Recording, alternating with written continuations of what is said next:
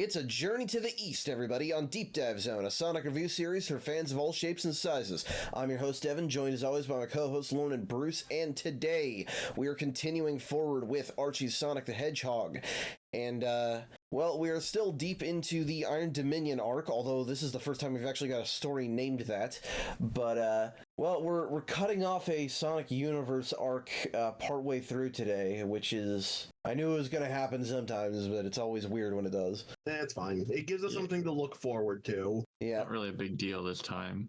It's in direct lineage with the rest of the arc, so it's going to happen. Exactly. Yep. Also, damn it, I didn't even put together that this was at least similar to Journey to the West, and I've read Journey to the West. The arc is literally named Journey to the East. Yeah, I didn't read that. I don't usually read the arc titles. Okay, anyway, we're starting here today with Sonic the Hedgehog number 208. And Spazion, you're still drawing the eyes wrong. Oh, yeah. It's been... You've been on this comic for 15 years. Stop. Fine, don't worry about it. I'm used to it at this point, honestly. I've seen the mistake enough. I didn't even notice it this time. All right, well, not going to dwell on it. The story here is actually finally called Iron Dominion, Part 1, Flynn and Yardley. Despite many setbacks, the Iron Dominion finds the weak spot in New Mobotropolis' armor. They're going after Nicole and toppling the hero's city like dominoes. It's not going to go well for the heroes today, unfortunately. It's a weak spot I'm surprised they didn't exploit quicker. Okay, so I didn't want to jump to it until we addressed it in the story, yes, okay, okay. Snively walks up to the Iron Queen, it's like, hey, did you know you have the power to control any technology? What's the city made out of? Technology. I never thought of that before. Yeah, I'm surprised. Wow. I don't think either of us had thought of that either. Oh, well, okay. No. Okay, well... The Iron Queen didn't think of it, I was saying. Yeah. I definitely thought of it. The thing is... I vaguely thought of it, but I was like, there's probably some reason they haven't gone to that yet, so I just didn't think of mentioning it. Yes, so I assumed there was a reason they couldn't do that. Like, Nicole is just too good. Yeah, that's exactly I assumed it was what that, I was basically. thinking. Like, you can't control a living computer, it was my assumption. Apparently not. Well... No, they just didn't think of it. Yeah. Maybe were I to make any kind of justification, it is that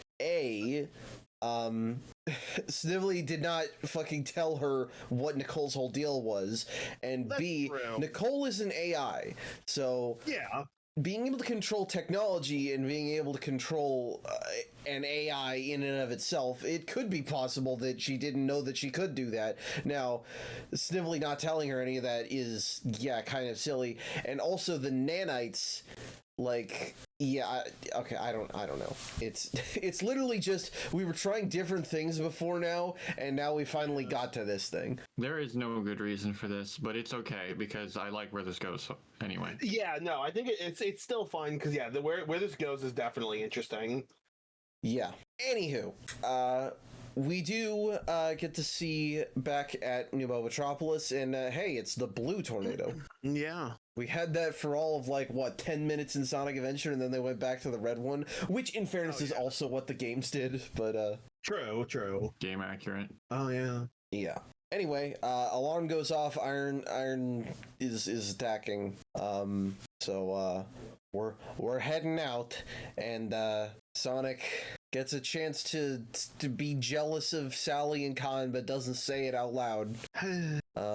It's fine. The villains are here. Thank you, villains, for not letting us dwell on romance too long. Yep. Yeah, basically.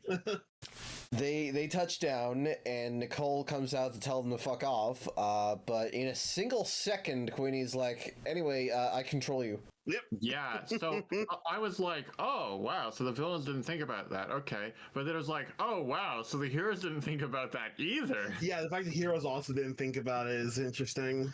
I suppose if you're like, stupid can be like a mutual blind spot. Yeah, fair. Well, it's just like, it's even more improbable that neither side thought of it. I wish there was like a brief moment where like Nicole and the Queen like battled it out a little bit. I mean, we see that later, but like in this moment, just to be like, oh, surprise, that it instantly works. Oh well. Yeah.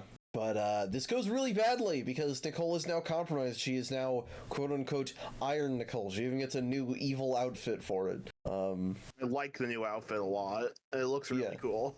Yeah. Whenever the Iron Queen takes over someone, they give them a new a new look of some sort, apparently. Yeah. Yep. But she completely she removes the shield. The Legionnaires and the Agu rush in, and now she encases the entire city in a dome. I guess I never thought that was. Why does the city have this dome? Yeah, it already has the shield. Like, just turn up the shield instead. Maybe they need something more than the shield, but also it's nanites, so she could just have fabricated on the fly. Do they say that they already had the dome? I guess they don't. They just start closing it. Yeah, I don't know. I think it's just to make things more scary, if I'm honest. Yeah, I think you're right. You know, they have searchlights, but they're strobing so much that you can't actually tell what's going on, which means that it's pure chaos inside. Right.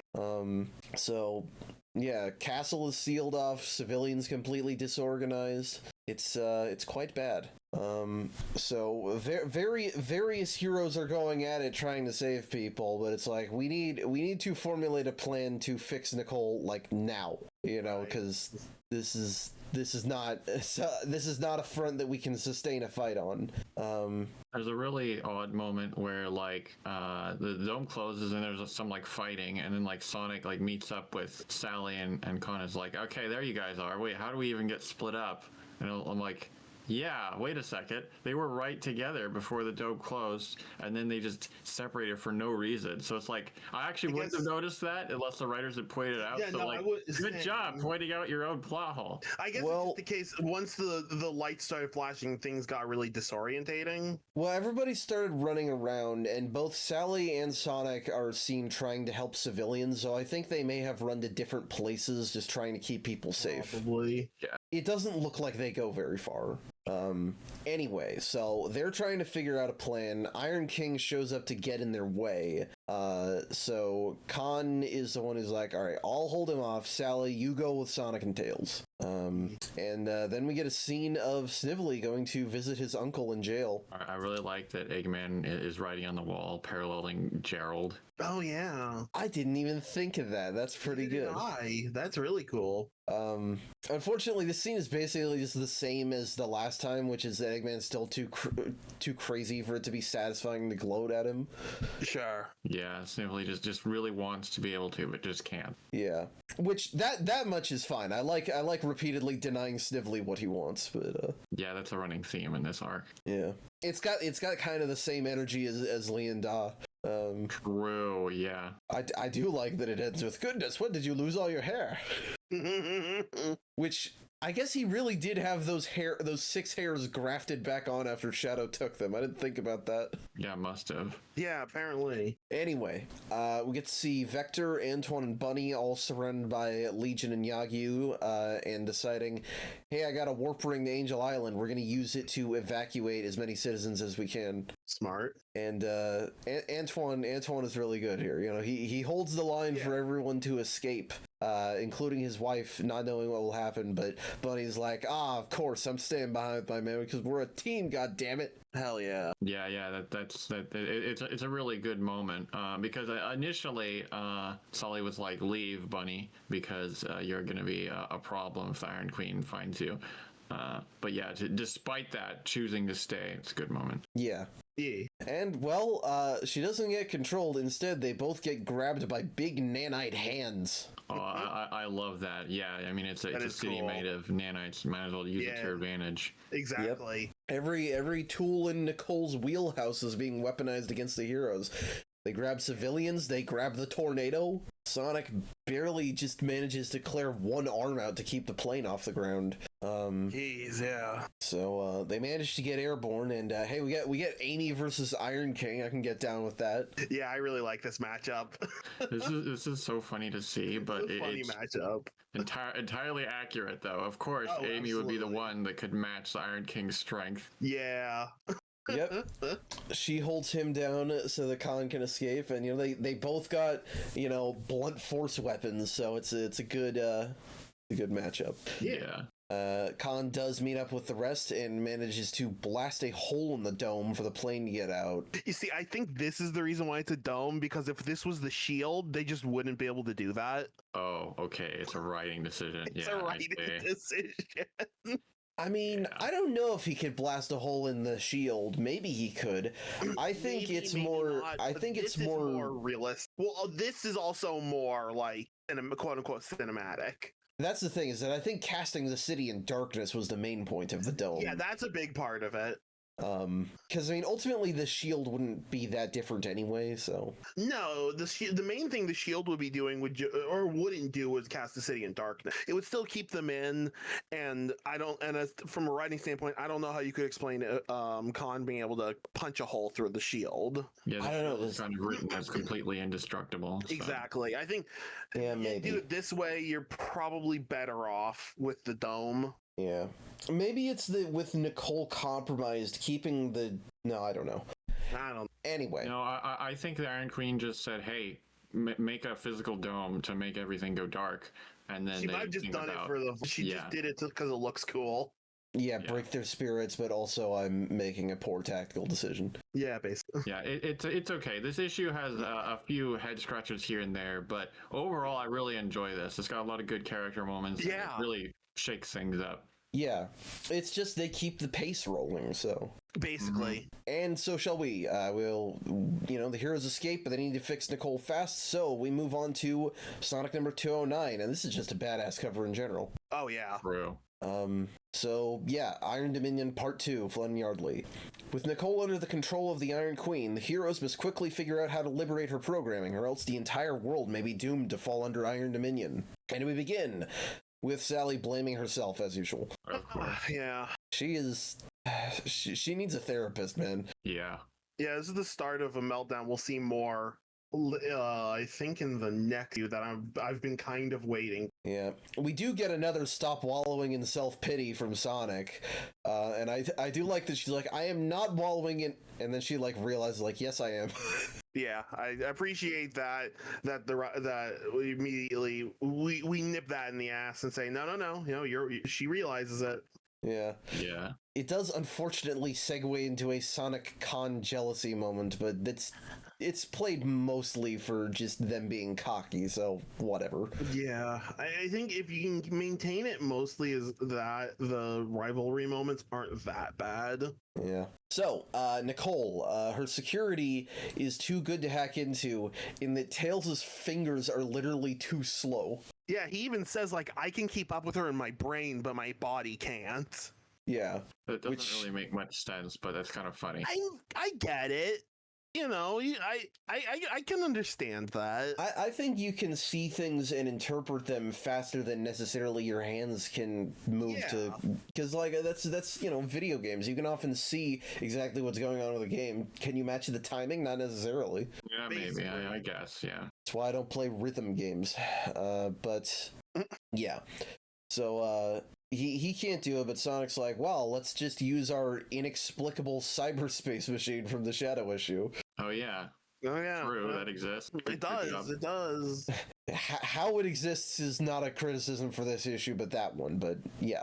Yeah. Tails was bored and just built it one day. Yeah, I suppose. Like you do. Anyway, this is definitely going to be setting off some alarms, but we got Khan here as muscle to protect the base and Tails. So yeah. So, the date escape. I remember when Eggman and Robo Snively came here, and then Snively exploded. Yeah, that was a good issue. We're here. It is a digital version of Numo Metropolis. Kingdom Hearts coded reference goes here. I don't know if this is really how the security system should work, but it's all interpretive, I suppose. Yeah, it's still cyberpunky. It's just don't worry about it. It's just so you can have an action sequence when they're hacking. It's hard to make hacking look exciting. Yeah, that's true. Yeah, unless you're gonna be Shadow and hack by karate chopping the computer. Right. Yeah, because you don't want to just give them a hacking mini game like in every video game ever made, because those get boring. Sure. Yeah. It kind of looks like the System Shock remake, but anyway, yeah, they get here and Iron Nicole is already here to greet them. Sally tries to do a "I know you're in there" thing, and Nicole seemingly starts to remember something. But Queenie's in here too. She's a big head with hands, Nintendo 64 style. I didn't think that cover was literal, but it was actually. Yeah, no. Yeah, she's the Nintendo boss. Here we are. Although she is not digitized, I do love that we zoom out to her doing all this hunched over her crystal ball and her staff. Yeah, she can just like send her presence into the digital realm, which is kind of cool. Yeah, I mean, it makes sense. Really funny moment here too, because basically the Archie's just like playing a video game, and Snivelly's like, "Hey, how are you doing?" And he's like, "Don't bother me, I'm focusing." And then he's like, "Okay, fine." Yeah. Snivelly finally got his gamer GF. I'm sorry. Yeah. No, I just love the posing on it. She looks so childish. Yeah, I like it. And I think this kind of makes sense because this was the thing that I was kind of getting at with the whole, like, Nicole is an AI thing, is that Iron Queen has technomancy. I don't know that she has, like, computer knowledge itself, per se. Well, apparently she has some amount. It's just a matter of they just didn't think of it initially, I guess. I don't know. Well, I mean, there's no, I don't have a lot of excuses for the AI thing, but the idea is that, like, technomancy can interface with technology and computers and stuff, but it's not the same as, like, actually knowing how to hack like someone like Tails. Well, sure. I think it's a case of she doesn't need to know how to hack. Not for her purposes. I get what you mean, though. But if you wanted to justify a lot of what's going on here, she's basically just going off of vibes. I fully agree. Okay. This is why I assumed that they couldn't hack Nicole, and that's why they didn't try to hack Nicole. Because when we had the issue back when they took over Bunny and Khan, I was like, oh, they're going to do Nicole too. And they didn't. And so I'm like, oh, I guess she can't. That was my conclusion from that. You could have maybe fixed this by stating something like what Devin said, but then Snivelly, like, teaches her something. Yeah, and enables her to do it. So, bit of a missed opportunity there, but whatever. Anywho, she blows off Snivelly, and I love Leon Dot making fun of him for it. Yeah. We see the city is in full lockdown. King is smashing anyone who resists. Legion and Yagi are rounding up and imprisoning anyone associated with the heroes. We get to see Chuck getting thrown in jail. And seemingly the mere presence of Chuck and a few words to Eggman snaps him back to reality. Of course. The name Eggman. He triggers something in the man. We're not there quite yet, but yeah. I knew this had to happen at some point. I'm interested to see where this goes. That's my guess. It may be a temporary thing again, but I don't know. Maybe. We'll see. Yep. And he does say, you know, Eggman was a rude nickname that I reclaimed for myself. Which initially I thought that Ian made that up entirely and that just made it into Frontiers when Frontiers said the same thing. Apparently that's wrong. That's something that that Naka came up with way back in Adventure 1 when that was being localized. Oh, interesting. Huh. Yeah, I thought I forgot that Frontier mentioned that. Yeah, it's one of the Eggman logs in that game. Now, I do think that was the first game to say that it was Sonic's nickname for him. Right, I mean, that's what I always assumed, was that was a nickname that Sonic called him that he kind of made his own. Yeah, but I don't know. I kind of like the idea that it's something that Eggman had been called all his life, but in this context, I do like. Yeah. Anywho, Sonic keeps trying to attack Queenie, but Nicole is really strong inside here. She can match his spin dash somehow. It's her realm, so that doesn't surprise me. It's digital. It's fine. Yeah. They're on Nicole's turf, so yeah. You can't just blow off evil Chinese goth girl mode. Basically. Tails and Khan are watching, quote unquote, all this through the code, and Khan starts like asking, he's like, hey, where are Nicole's core functions hosted? And he's like, oh, you know, it's set below Castle Acorn. Why? And then he runs out of there and he's like, oh god, he's gonna do something stupid, isn't he? I'm real proud of Tails for catching on to that, because they're probably like distracted at the moment. I like Tails just like, oh shit, I need to go stop this.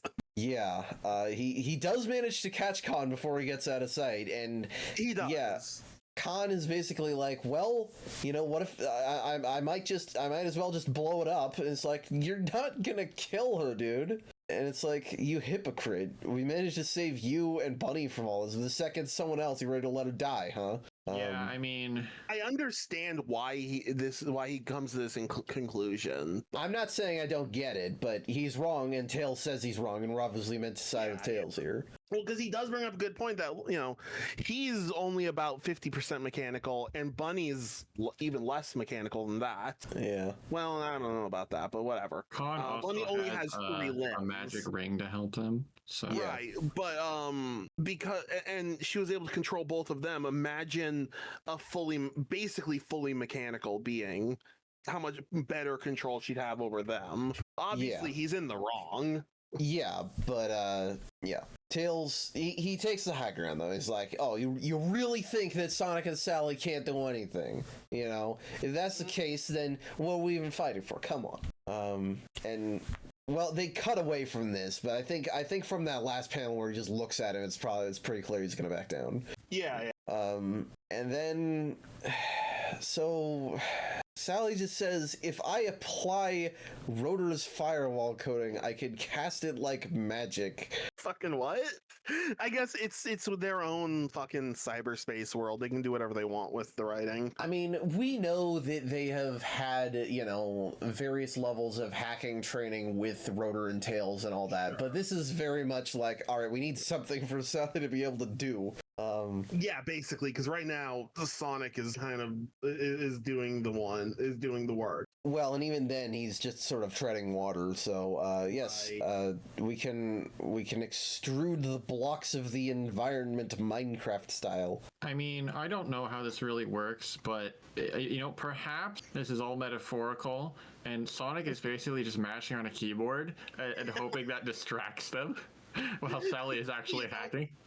Sally's doing the actual hacking work. Sonic's just like is keyboard mashing. Yeah. Sonic is doing the equivalent of like ripping the keyboard out of Queenie's hands and pressing the delete key a lot. Exactly. Yeah. So yeah, I guess they're going off of vibes too. But Sonic continues holding off the Queen, so Sally slaps her hands to the ground and makes a big cube around Nicole, Full Metal Alchemist style. And with the connection to the Queen blocked, that manages to get Nicole's infection to fade a bit. And, well, she obviously feels super horrible about everything that's been going on. I mean, yeah. And is upset because she can't just reverse everything immediately. So I don't really know if I guess because you cut the connection now, Nicole is like programming her new security functions into herself. Yeah, that's what that is what she's doing. Symbols appearing around her head are. I believe that is what she's doing. I think she mentions that. Yeah, currently building greater defenses in my coding to block out the Iron Queen's magic. Yeah. But the thing is, there is no mind control stronger than a sane mind that's focused in the right direction. Because I think the way more important thing is I'm gonna put the Iron Nicole suit back on and then just act like she never lost control at all. Have the ultimate spy. Well, I don't know. I think it's just that as long as she can like not let Queenie know that she lost control at all, that's the bigger benefit. Yeah. Which I don't know. Maybe that feels like it's too easy, but I don't know. But yeah, that's the plan. Nicole will stay in disguise as Queenie's puppet. They will handle the rest of things while she minimizes the damage to the heroes in the city, basically. Right. So she basically fakes breaking out of Sally's firewall. Sonic has been getting his ass beat by Queenie, apparently. And Nicole just barely throws them out before the Queen has them in her grasp. Good thing, too, because it's not clear if they could even communicate with Tails in there, so, like, could he have pulled them out when they wanted? I think, yeah, that's a good question. I assume he was busy talking Khan out of a stupid decision anyway. I assumed that was the idea, was that Tails was busy. Yeah. He even gets to smirk at him when Sally says they got Nicole back to normal, but yeah, so anyway, the Iron Dominion are all over New Mobotropolis. There is no good way to mount an assault from the front, and even if they did, they have tons of reserves in the Dragon Kingdom. So obviously, the next course of action is to head to the Dragon Kingdom. Apparently. Yeah. But apparently, since we're leaving most of the regular cast behind and the regular setting, that is considered the side plot, so that becomes the next Sonic Universe arc. And I think technically that means that this Sonic Universe arc ended after some of the later issues did. It's fine. Yeah, we're just gonna do it now. And I do think that maybe that's what I read. I guess that kind of makes it, well, yeah, obviously. That kind of makes it like the secret sauce, because I still feel like we had Iron Nicole, and then we reversed Iron Nicole, and that would feel kind of like, oh, well, we just set this up to immediately make it not a problem anymore.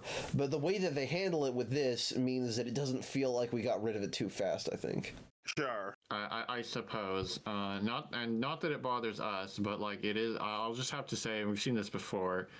Jumping between comic books like this is kind of stupid. I don't like that. Oh yeah, I don't. Why would you do that? Don't make it more confusing than it has to be. Yeah. Yeah. I mean, technically, if you just continue on to like Sonic number, I don't know, 210, whatever it is, it's not like you miss a ton by not reading this, but you should read it because it gives you context for other stuff. Right. So with all that said, Sonic Universe number 13, Journey to the East to the first one. It's like Journey to West, but in a different direction. And this cover is pretty cool. It frames the spider ninjas in a literal web the heroes are diving into. And yeah, spider ninjas. So, Endless Reach of Fate, Flynn and Yardley. Sonic's mission to the Dragon Kingdom begins in an uneasy diplomacy between our heroes and the mysterious Gossamer clan of spider ninjas. And, wow, we're not wasting any time. We're already kicking them right to the first page. Okay, not quite. We flash back in a second, but still. Yeah. Hey, it's Lee Yun. Remember him from exactly one issue a really long time ago? No. Kind of. I would have thought they were dead if you hadn't told me, oh no, they're not dead. Yeah, no, this guy was not part of the Dragon Kingdom Freedom Fighters. That was a separate group of people we literally never saw. Fascinating. Good to know. But yeah, he educated Sonic and Tails on Dragon Kingdom history a few hours ago before putting them in this temple where they're safe. And hey, the dragons came from here, so that's some Dulcie lore, I guess, some Dulcie and Zan lore, maybe. Boy. Oh boy. Does this one dragon looks like Zan? I'm like, why are we bringing up this dragons now? What does this have to do with anything? I guess to explain the name. Well, they left a prophecy behind about a king who would unify the people and return peace to the land. Oh yeah, okay. It's Khan, or Wukong, I guess. Also, everyone got captured off screen except Sonic. Okay. Yeah, sure. Yeah, whatever. And why not? And now, ninjas. But, this temple is so sacred that we're not allowed to fight, no matter what clan you're part of or whatever. Yeah, so Sonic isn't having a fight, he's just having a friendly conversation. He spin dashes into the guy and pins him against the wall, but whatever. No, it's a pleasant conversation. Sonic, you need to be more respectful of other cultures. Well, the fucking spider ninjas should also be more respectful. All right. They're not here to fight. They're just here to take Sonic to their leader. So they do that. The best way they thought to do that was kidnapping his friends. Apparently. Yeah. I think they make a comment on that later, actually. Yeah. Yeah, they do. So so Sonic runs over and there are the other three heroes that were supposed to be here. Yeah. I really like this image where Con and Sally are not happy and the Tails is just smiling. Tails like, hi, Sonic. he's used to this and he's happy to see Sonic. That's true. He's like, yeah, Sonic will be here eventually. Yeah. But they say, like, you know, if Sonic is cordial and polite to our leader, we'll release everybody else. So yeah, Sonic's the key trait. they're not they're not complete bastards is the point. True. And no, they literally do make the exact same joke. You agreed to be with the master with obedience and humility, and Sonic's like, yeah, those are totally my core traits. Yeah. But they are true to their word, so they do untie everybody. Sally is she's not happy with all this, but Kana's like, yeah, I'll talk to her, and Sonic's like, whatever. It's like they keep diplomatic. They keep teasing us, but Sonic is not being a total buttface, at least. So Yeah. there's a like, line on you the can one ride. hand, I have to imagine that they're over exaggerating it a little bit just to make sure that it's obvious for the readers, because Sonic isn't really being that confrontational. I think it's just to let you know that they're not really happy, but like they're not really making a big deal out of it either. There's a line you can ride where he's clearly not okay with it, but he's still able to be a good guy. Yeah, Exactly. And I think that's the line we can live with. Yeah. And Sally is just viewing all this as another failure of hers on the pile. Still can't forgive herself, thinking she can't be the hero she was anymore. This is the kind of criticism that we were making during, like, the adventure era, but she's been pretty good about things in the last several arcs. I guess just not, I don't know. Yeah, no, this is the meltdown I would have expected. That I was talking about that I would have expected, like, I don't know. What are we on, like 209 of the main series right now? Like 100 issues ago? It's just beating a dead horse for me at this point. Like, Sally, like you're good. And no, she's been for the most part fine recently. And like, okay, I know that's not how trauma works. We don't all instantly heal, but it's like the comic characters can instantly heal if they want them to. I mean, yes, but it's just like that's just not good writing, though. To be fair. Well, it's also not good writing the heroes to be really stupid and not imprisoning Eggman, and then just to bring it up later as like apparently a character flaw. Like, what? Excuse me? What? I don't get this. I think okay. It's where they think like, well, we're self-aware about it, so that means it's not a problem. It is, but that's not even my thing. Just stop dwelling on it. It's like I can't tell Sally to get over herself because it's not how people work. But I can't tell the writers get over Sally. You know, and it's like, you know, it's not like I think that anybody is bad in a literal sense about all this, but it's just from my perspective as a reader, it's like, I get it. Jeez. No, you more or less hit the money on the nose. Yeah, sure. Yeah, right on George Washington, this big fat honker. Okay. Anyway, they're reassured for whatever warm fuzzies, who cares? Anyway, let's go see the Bride of Endless Reach, head of the Gossamer clan. She's really weird. She's got this sort of Zen cultist vibe. Kind of like it. Oh no, I think it's cool, and I think that's far and away the interesting thing about this arc is seeing all the different clans. Yeah. She asks about Arachnus, and Sally has to recap the whole thing about her and her kids and all of them dying. Damn. Yeah, it felt weird in the moment, and it still feels kind of weird, but I like that they're trying to sort of make some sort of relevance from that, because that was such a bizarre plot line and then just kind of ended. They're just like, let's just kill them all. But I guess now they're like, maybe that was a little rash. Yeah, I think retroactively making it at least a little more interesting is better than just leaving it the way it was, basically. Yeah. I do really like here that there's like disagreeing ideas of fate, because like classically Max and everyone else in the cult of acorns was like, oh, you gotta follow the source and all that, but the cult of the spiders are like, nope, it was destiny to destroy the sword of acorns, all is well. Yeah. Well, and the spiders, you know, they are sort of fortune tellers, and you know, that changes the dynamic somewhat. I never even considered that with the source of all, it's like that was our monotheistic religion and our idea of destiny, and then they have a competing idea of destiny. Yeah, that's really funny. It's really funny calling it the cult of acorns. Basically, it is. Yeah. I mean, yeah, kind of is. And the web of fate, they call it, which we get to see as well. You know, whatever happened, that was what destiny intended, I guess. Yeah, so I guess that means that the completely inscrutable motivation of Arachnus and her children is now something even sillier, but in a fun enough way, I guess. It's alright. Yeah. And you know, I guess, yeah, mission accomplished. The source of all was destroyed, so.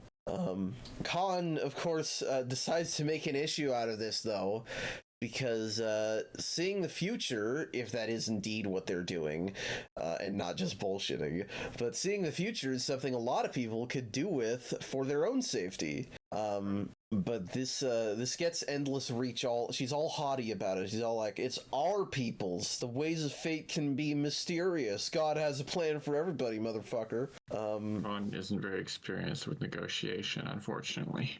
And well, that is where Sally is placed right where she needs to be, a middle ground between them. And given that her family was the one that was all evangelist for the source of all, that actually means something. So yeah, so she manages to be like, well, it would be better to interpret these vague predictions you have in a charitable manner, because hey, 7 of your clan died from a more violent interpretation. And she's basically, Endless Reach is basically like, well, you're supposed to be the king of the free people, aka those not associated with any clan. So will my clan still have sovereignty if the Iron Queen gets defeated? And Khan is like, yeah. Yeah, sure, why not? No, I give you my word, which means something here. Right. We also have to have a moment showing that if Sonic was in charge of this, they wouldn't be doing any better either, because they jump in there like, your word, wow, how good that is. Right. But he's like, no, actually it is. Yeah. Well, and Sonic is the right point of view for that, because I absolutely sympathize with that, whereas if somebody told me I give you my word, I was like, fuck is that supposed to mean? I don't know. I feel like that just depends on the person. I mean, okay, if somebody I trust says I promise, that's one thing. If a complete stranger says that, then no. And that is, I recognize that is a deeply American philosophy. Not everybody goes by that. But it makes sense that Sonic would view it that way. So, Sonic, this is neither a compliment nor a diss, but even in the Japanese version, Sonic is a spiritually American character. He is. He definitely. Which is on purpose. They made him to be very multicultural, but yeah, absolutely. Anyway. So, Sonic gets told off, but Khan's word is enough. So, Endless Reach, she consults the web. She doesn't do an internet search. She consults the web of fate, that is to say. And she says, yeah, okay, we'll do that. Sounds like nobody here actually likes Iron Dominion anyways. This is probably a pretty easy choice. Yeah, this was a really easy, let's turn the troops against the... Yeah, this is like this feels like the introductory stage, because the other clans I think are a little more difficult than this one. This one's not too bad. A little bit, yeah. Yep. But hey, that's one clan won over. So, everyone returns to the temple for dinner.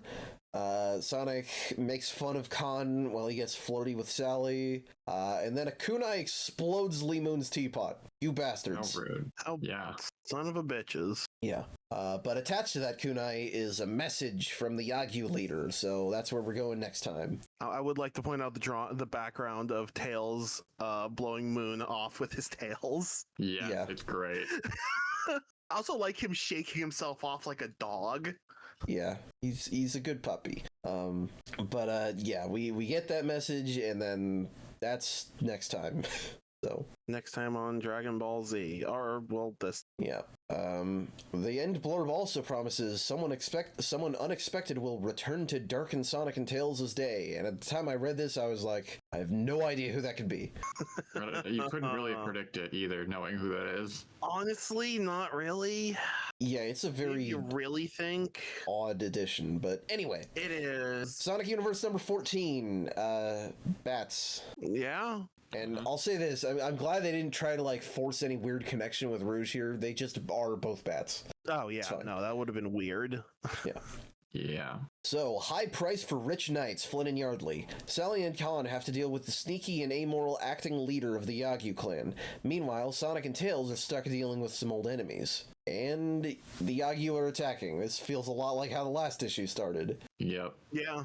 But thankfully, they are not that strong. It was a pretty crappy ambush. I'm impressed by how kind of pathetic the Yagyu are here, because they haven't seemed like they're that pathetic previously. I mean, they've been getting beat up the same as Legion goons, so it's really hard to tell because you're kind of grading on a curve there. Yeah, I guess maybe it's more like they haven't put a lot of focus on the Yagyu. But they do bring up Tails is like, why were these the guys Regina Ferrum brought along? And that question is left open, but it's because they were probably easier to control because their leader was killed. Yeah, is my guess. That was my assumption anyway. I also like that, you know, I brought up the Legion. Sally gives a lukewarm defense of the Legion when Tails makes fun of them because, yeah, they've seen a lot of shit. Yeah. But yeah, Ken grabs one of them and says, "Hey, let's fulfill the invitation we got last night." And the dude says, "Wait, you're those guys?"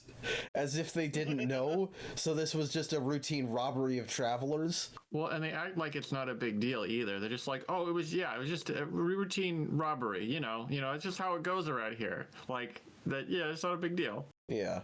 I mean, I guess a point has kind of been made at this point of the Yagi being a little disorganized and foolish.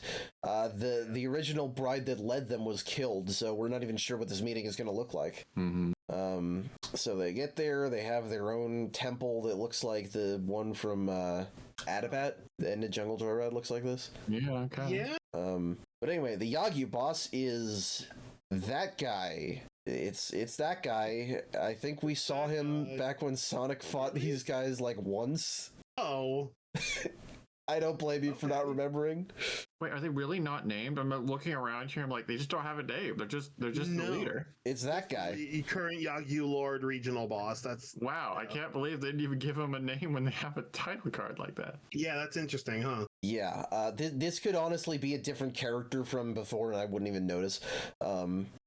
But he does make fun of Khan for how the Iron Queen used him to kill off the Dragon Kingdom freedom fighters, so he deserves to get punched. Yeah, true. But he says, you know, okay, I agree to deal with Khan and Sally, but Sonic and Tails, you don't get to be here. And Tails gets super pissed off at being infantilized and referred to as a child. Yeah, this guy just wants to be a jerk to everyone here.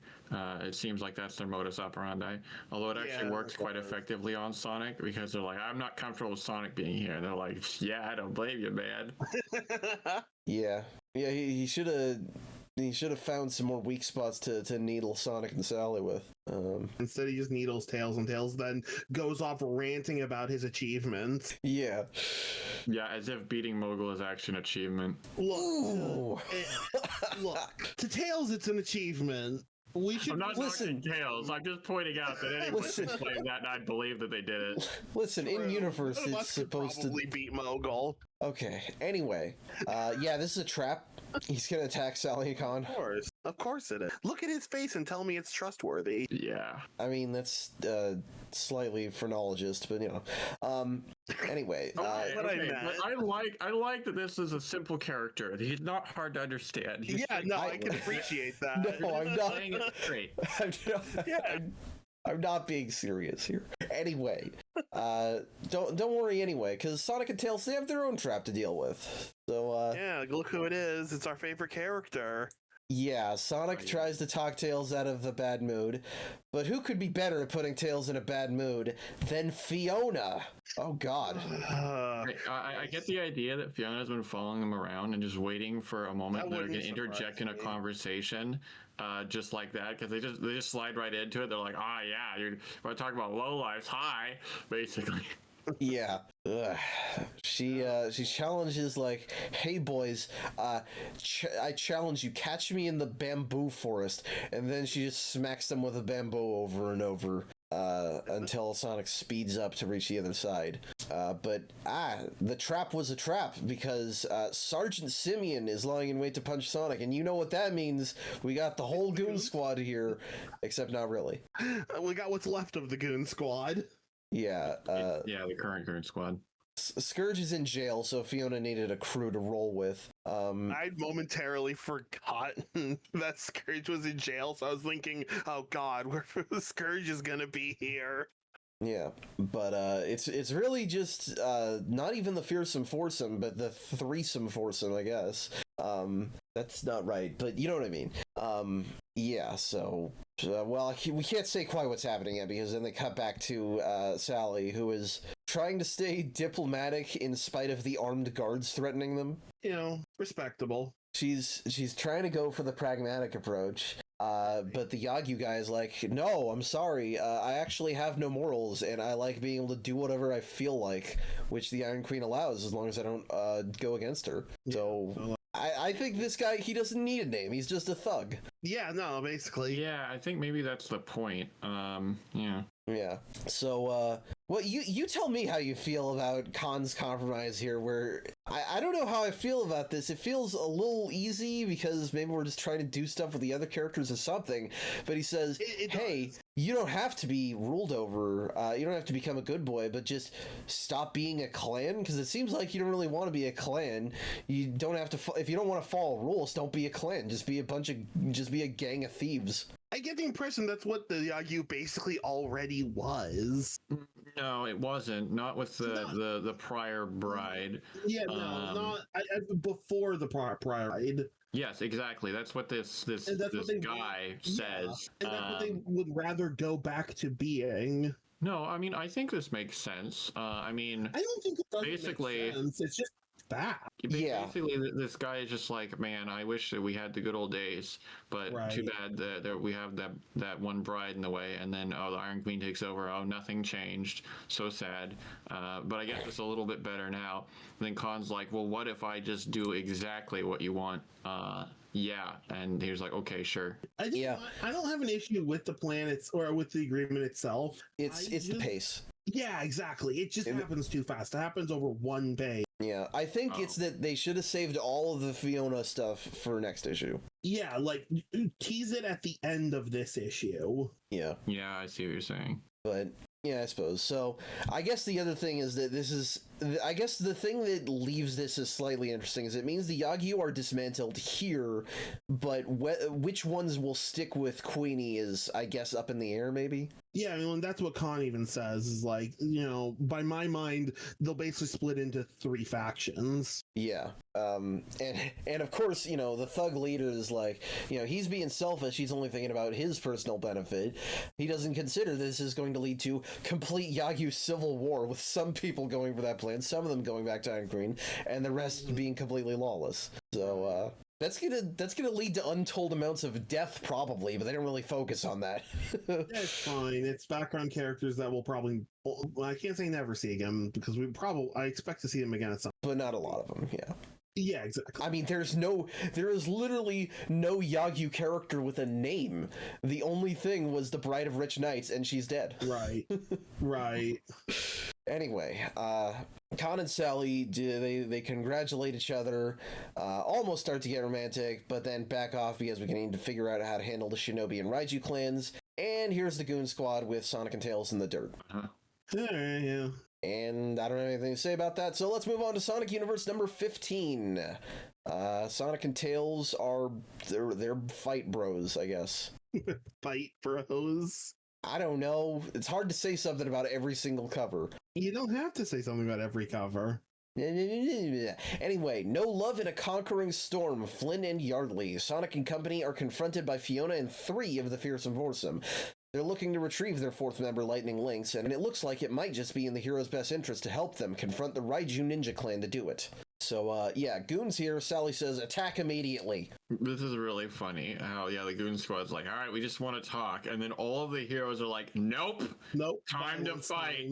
Except Khan, who doesn't know these guys. They're just like, huh? What's going on? Yeah, it's funny because it's like Sonic fights Flying Frog, Tails fights Predator Hawk, Sally takes on Fiona, and then Khan is just like, hey, Gorilla Man, we're both apes. And he's like, no. We are of no relation. Yeah. Yeah, the fighting does stop, and Fiona's like, we're literally not here to fight, Jesus Christ. And yeah, she launches into some exposition about how, I escaped from Freedom HQ after that stuff with Scourge, and I went to Mogul to find the Goon Squad, but they are in disarray. Drago left to rejoin Eggman, and I can't wait to see how terrible it ends up for them. Oh yeah, I want to see him punched so many times. Yeah, and Sleuth... he just left. He decided this life wasn't for him anymore, basically. Finally, he did something smart. Yeah. And he says, "You won't see me again" in this panel, and he's right. This is his final appearance in the entire comic. Oh, wow, okay. Wow, the guy actually won. Like, they did it. He won! Can't believe it. He got the cash for the work, and then he pieced out. He dipped the fuck Well, out. good for him, I guess. Good. Yeah, and I don't feel bad about saying this is a final appearance, because who cares about this guy, honestly, but it is funny. No, it's good. It really fits with that last panel. Yeah, and I don't know, if this comic had gone on longer, maybe Ian would have brought him back for some reason, but I like this exit, so. It's a good exit. Yeah. Yeah. The point being, with all of the various members dropping in and out of the Goon Squad gone now, we are back to the Fearsome Foursome, but then Lightning Lynx was called away by the Raiju clan. Right.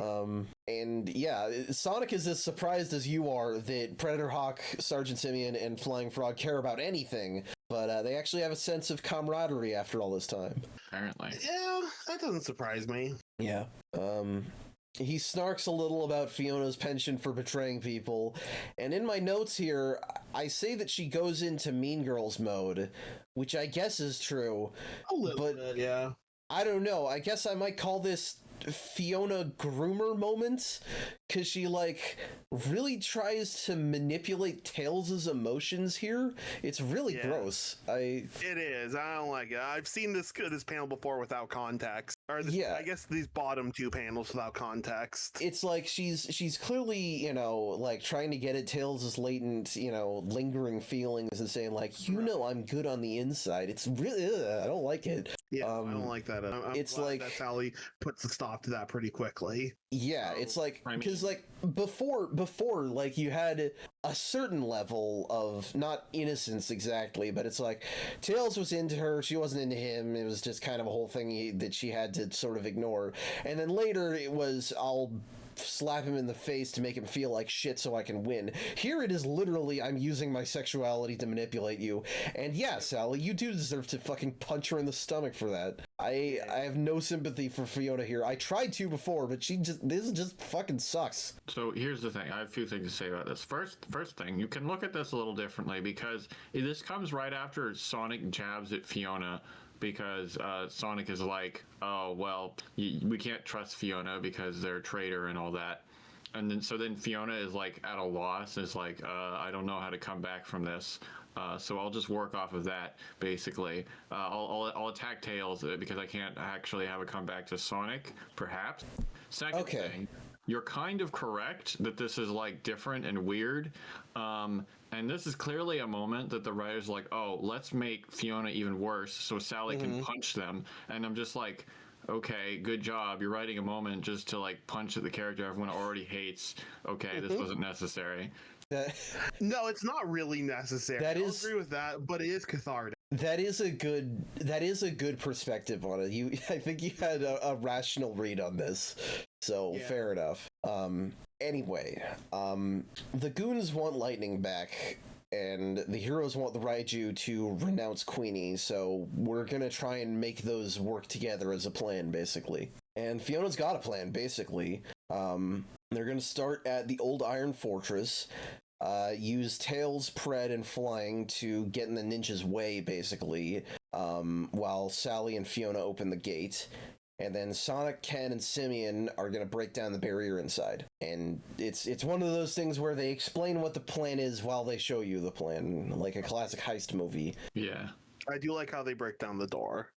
Yeah, I like the combination Sarge Punch and electrified Nuibo Bat, and it frizzes out Sonic's hair. That's great. So yeah, we all just run right into the throne room to see Lightning's here and the Bride of Conquering Storm is here. And Ken is hey, leave Queenie behind. But there's a lot of proud warrior race energy going on from the Raiju, so he's we have to challenge him to a duel of honor. Yeah, so this is the payoff from Storm's smirk from a few issues ago. They're enjoying that the Iron Queen let them look over the fortress and is kind of treating it as their own. They have to correct themselves. They're you're invading the fortress entrusted to me. So I think they would rather not give up what they have at the moment, which things are getting a little trickier, but Khan knows what to do. Well, and I'm remembering how last time you pointed out the chain of command of everybody telling everybody else what to do in the Dominion, and how that meant that even if they beat the heroes, that thing was a powder keg for somebody betraying somebody else anyway. Definitely. Oh yeah. So yeah. Conquering Storm offers up Lightning for the duel, and he's a little hesitant to fight Monkey Khan. But oh no, Lightning, my dear boy. You're not going to be fighting Monkey Khan. You're going to be fighting Sonic. Yeah, Khan's got the right idea. It's like, I could be the champion, but it would be a lot easier. Let's have the hero of Mobius be the champion. And Lightning is like, he shits his pants over this. He's like, no, I can't do that. Like, wait, no, I don't want to fight him. I want to fight the monkey. Yeah. This is a good moment. Yeah, we didn't see it, but I assume there was a discussion about this at one point. And like basically Khan and Sonic were prepped for this moment right. because knowing that Lynx would totally lose their cool from this because they know Sonic. Yeah. Well, and there was another off-screen conversation that must have happened because he's clearly desperate to retain his place here, and he says, you know, she took me back after all these years, which means that he probably was, like, groveling and thinking, like, as long as I stay here and Sonic doesn't get in the way, I'll be fine. And so this is, like, all of his dreams coming crashing down. Yeah, this is I didn't expect this at all.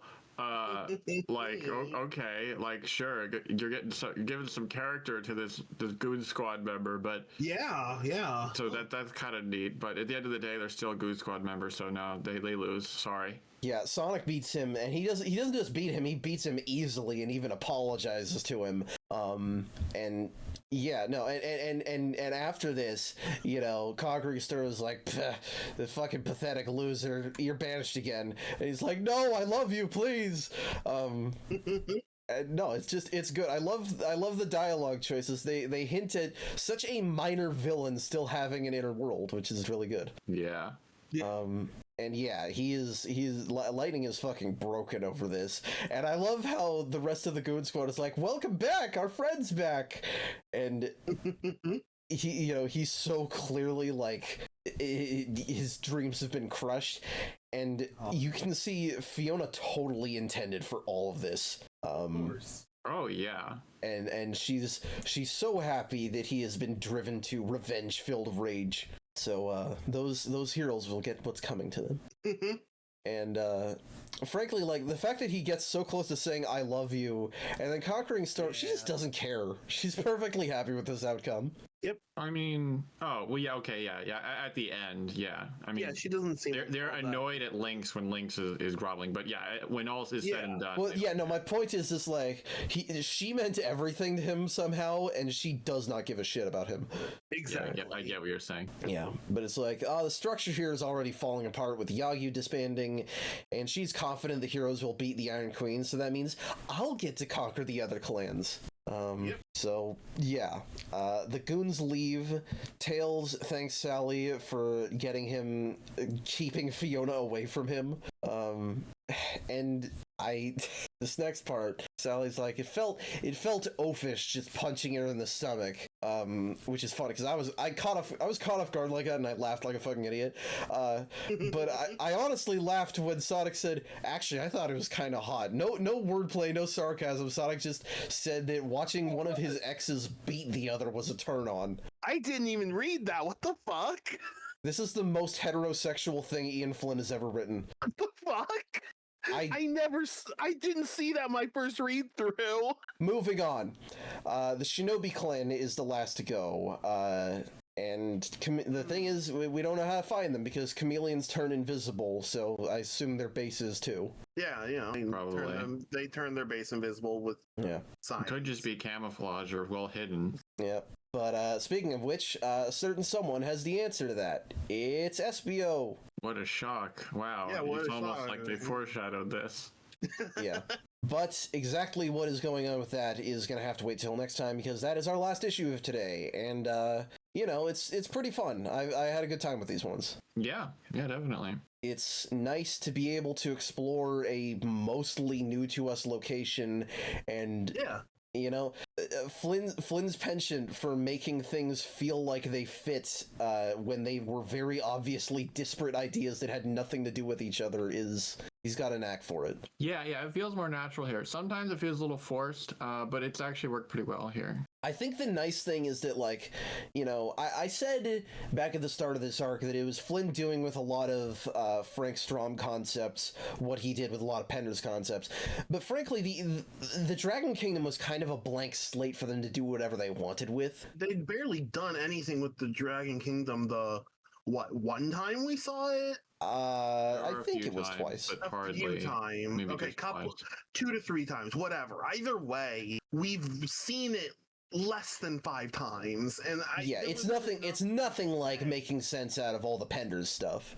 Oh yeah, no, that needed a lot more work. This is a lot more like, you know, we've got the startings of something from another writer. Let's work with it. Yep. But as well as all of that, it also ties in with, you know, we're tying the Dragon Kingdom, and we're having Sonic Universe. You know, I know, Lauren, you complain about, I have to read 2 comics to get the full story, and that's a fair complaint. But the fact that it is directly part of the main plot means that we don't have to worry about feeling like Universe is a distraction at all. I mean, yeah, kind of weird they're running 2 comics anyway, when one is just miscellaneous grab bag. I don't know. I mean, it's kind of what we've talked about, though. Is like it's let's take the secondary stories and do something, give them more fleshing out with their own issues, basically. And I mean, it's main stories. Sometimes you just don't have time for everything in the main book. You know, with like the Knuckles comics of old, it was like that was Ken's little playground where he could do whatever he wanted. That's not this. Right. You know, it all adds up holistically, so yeah, I don't know. Anyway, next time on Deep Dive Zone, we will finish that Sonic Universe arc, and I think we will actually close out Iron Dominion in general. We'll have some cleanup to do after that, so it's not technically the end, but things are going to change is the point. So with all that said, thank you guys for being here. Thank you everybody else for watching. We do the outro and forget our words. If you like this video, leave a like. That's what it is. Feel free to share, comment, and subscribe if you did as well.